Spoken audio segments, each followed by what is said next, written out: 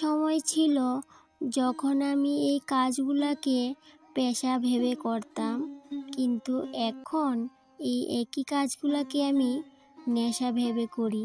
ভেবে না, ওই যে নেশাই হয়ে গেছে বলতে পারো। কারণ কি এত নেশা হয়েছে, এখন কিন্তু এই নেশাটা আর ছাড়ানো যাবে না। ওই এক ধরনের নেশাই বলতে পারো এটাকে। আমি কোন বিষয়ে কথা বলছি অবশ্যই তোমরা বুঝতে পারলে। এই যে কিচেনের কাজগুলোর কথা বলছি।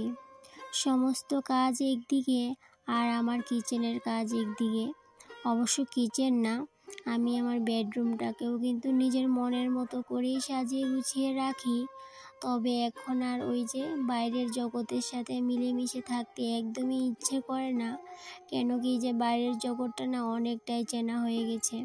এখন আর আগের মতো কারোর সাথে মিশতেও ইচ্ছে করে না, তেমন কথা বলতেও কিন্তু ইচ্ছে করে না তাদের সাথে।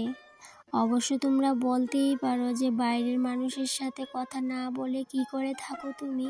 কারণ এই জগতে থাকতে গেলে সবাইকে নিয়েই থাকতে হয়, সেটা অবশ্য আমিও জানি।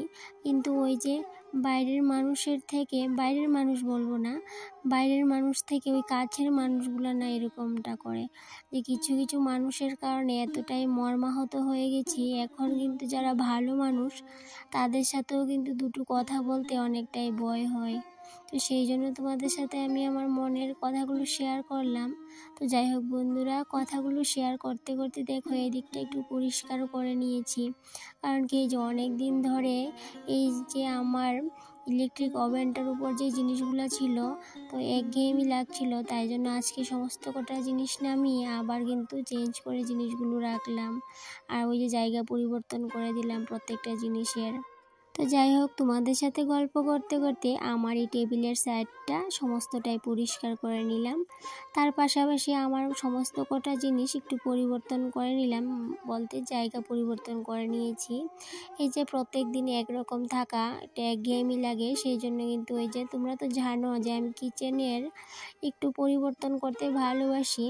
তাই জন্য প্রত্যেক দিনই কিন্তু একটু একটু পরিবর্তন করি। তার সাথে কিন্তু ওই যে ক্লিনিং ব্যাপারটাও কিন্তু থাকে। কারণ কি, যেহেতু আমি ক্লিনিং করতে ভালোবাসি, সেহেতু কিন্তু ক্লিনিংটা একটু মনোযোগ সহকারে, একটু যত্ন সহকারে করি।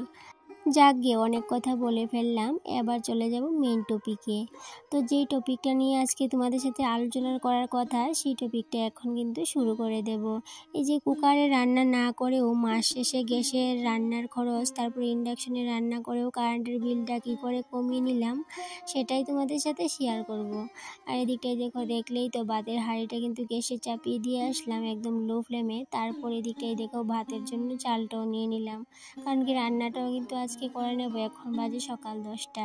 আর এদিকে দেখো, এই যে আমি যখনই রান্না করার জন্য চাল নেই, সেখান থেকে কিন্তু এই যে বাম হাত ধরে এক মুঠ চাল আমি কৌটোতে রাখি প্রত্যেক দিন। দেখো এই কৌটো কিন্তু একদম সম্পূর্ণ ভর্তি হয়ে গেছে। এবার এই চালগুলোকে অন্য একটা কৌটোতে রেখে দেব। আর এই কৌটোর মধ্যে না অনেকগুলো টাকাও জমিয়ে নিয়েছি, সেটা তোমাদের সাথে একদিন একটা ব্লগে শেয়ার করেছিলাম। অবশ্য আজকে সেটা শেয়ার করব না, অন্য একদিন তোমাদের সাথে অবশ্যই শেয়ার করব যে আমি কত টাকা জমিয়েছি আর কী কারণে জমিয়েছি, সেটা তো শেয়ার করেছিলাম। আবার অন্য একদিন শেয়ার করে নেব এই ব্যাপারটা। এই দিকটাই দেখো, এই যে রান্নার জন্য চালটা নিলাম, এই চালটা কিন্তু 5 থেকে 7 মিনিটের জন্য ভিজিয়ে রাখবো। তো চালটা ভিজিয়ে এদিকে চলে আসলাম ইন্ডাকশনে, কারণ কি ডালটাও বসিয়ে দেব। একদিকে গ্যাসে ভাত বসিয়ে দিলাম, ভাতের জল, আর এদিকে বসিয়ে দিলাম ডালের জল। তো একদম লো ফ্লেমে রেখেছি, গ্যাসটাকেও লো ফ্লেমে করে নিয়েছিলাম, আর এদিকে ইন্ডাকশনটাও কিন্তু একদম লো ফ্লেমে করে নিয়েছি। জলটা একটু হালকা গরম হতে হবে, সেই জন্য লো ফ্লেমে করে দিলাম। আর এদিকটাই দেখো, এই যে চালটা ভিজানোর কারণ হলো, এই যে 5 থেকে 7 মিনিট যদি চালটাকে ভিজিয়ে রাখি, তাতে করে যখনই আমি ভাতটা রান্না করব চট করে কিন্তু ভাতও রান্না হয়ে যাবে, আর গ্যাসও কিন্তু অতটা নষ্ট হবে না। আর এদিকে দেখো, ডালটা আমি সকালবেলায় ভিজিয়ে নিয়ে রেখেছিলাম। ঘুম থেকে উঠেই যখন রান্না করে এসেছিলাম তখন কিন্তু ডালটা ভিজিয়ে রেখেছিলাম, কারণ কি এই যে এখন যে ডালটা রান্না করব চট করে কিন্তু ডালটা সিদ্ধ হয়ে যাবে। সেক্ষেত্রে তোমরা বলতেই পারো যে কুকারে রান্না করলে তো চট করে ডাল এমনিতেই সিদ্ধ হয়ে যায়। তবে আরেকটা কথা তোমাদের সাথে শেয়ার করি, কুকারের ডালটা না একদমই আমি ভালোবাসি না, আর কুকারের রান্নাটা একদমই কিন্তু খেতেও ভালোবাসি না। তাই জন্য কুকারে একদমই কম রান্না করি, আর যে রান্নাগুলো না করলে না হবে শুধুমাত্র সেই রান্নাগুলোই কুকারে করি। আর তাছাড়া কিন্তু আমি কুকারে একদমই রান্না করতে ইচ্ছা করে না, কারণ কুকারে রান্না খাওয়া কিন্তু একদম শরীরের পক্ষে ক্ষতিকারক। তো 5 থেকে 7 মিনিট ভিজানোর পর এই যে এদিকে আমার জলটাও হালকা গরম হয়ে গেছে, এবার কিন্তু চালটা দিয়ে দিলাম ডেগে। তো সত্যি কথা বলতে তোমরা বিশ্বাস করবে কিনা জানি না, আমার ভাতটা কিন্তু একদমই জলদি করে হয়ে গেছিলো। আর এদিকে দেখো ভাতটা বসিয়ে কিন্তু আমি ডালটাতে আসলাম যে ডালের উপরের ফেনাগুলোকে ফেলে দিই।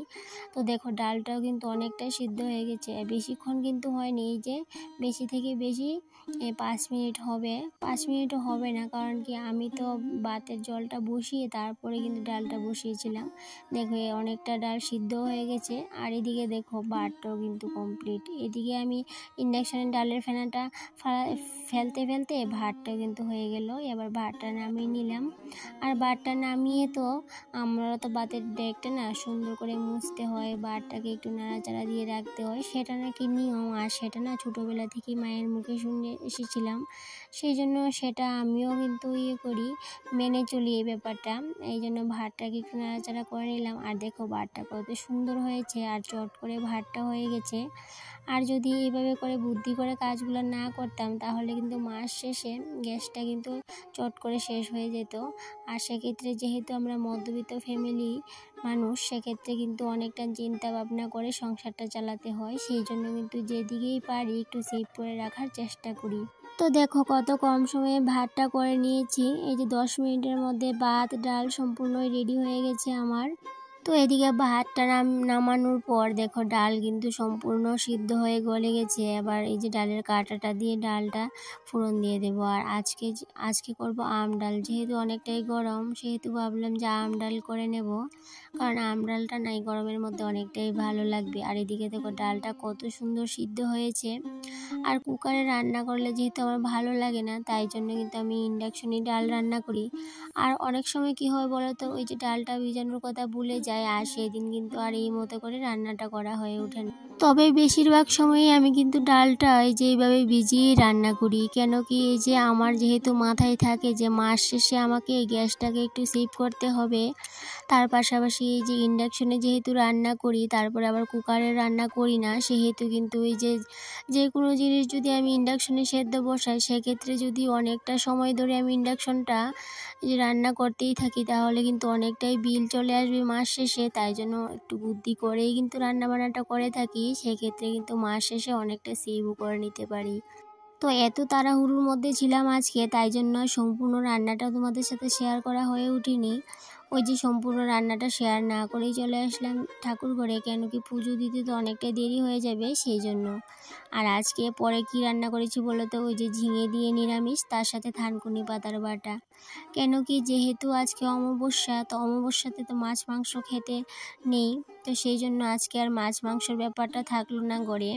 তো যাই হোক বন্ধুরা, গল্প করতে করতে অনেক দূর চলে আসলাম, আর সেই পর্যায়ে আজকের ব্লগ ভিডিওটা এ পর্যন্তই থাকলো। আবার দেখা হবে পরবর্তী কোনো একটা ব্লগে। ততক্ষণে তোমরা ভালো থেকো, সুস্থ থেকো, টাটা।